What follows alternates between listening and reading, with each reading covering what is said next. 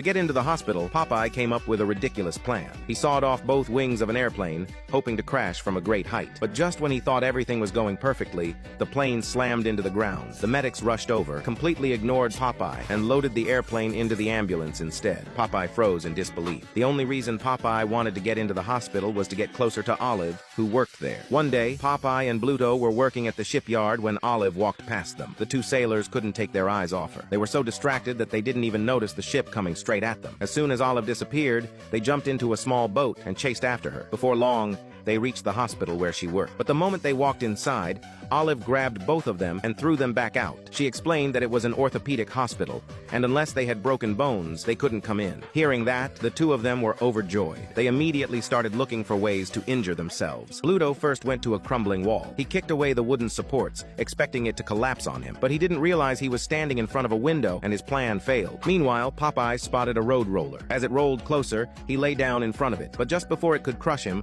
a janitor mistook him for a piece of trash and tossed him aside. Popeye refused to give up. This time, he went to a naval artillery training ground. Seeing the shattered targets, he spread his arms and stood in front of one, but the cannonball still missed him. Bluto wasn't having any better luck. He challenged a bull by waving a red cloth. The bull charged straight at him. Bluto stood there excitedly, waiting for the impact. But at the last second, the bull suddenly stopped. It had fallen in love with a picture of a cow painted on the wall behind Bluto, and its fierce horns suddenly went limp. Bluto then headed to the railroad tracks. When he saw a train approaching, he happily lay down on the rails. Just then, Popeye arrived, picked him up, and took his place. Bluto immediately threw Popeye aside and lay back on the tracks. Popeye started pulling up the rails, and an angry Bluto pulled them back. As the train got closer, they began fighting over who would get to lie on the tracks. The train blew its whistle again and again, but neither of them cared. A moment later, the argument turned into a fistfight. In the end, they hit each other so hard that both of them were sent flying. Bluto was finally ready to give up, but Popeye had no intention of quitting. He pulled out a can of spinach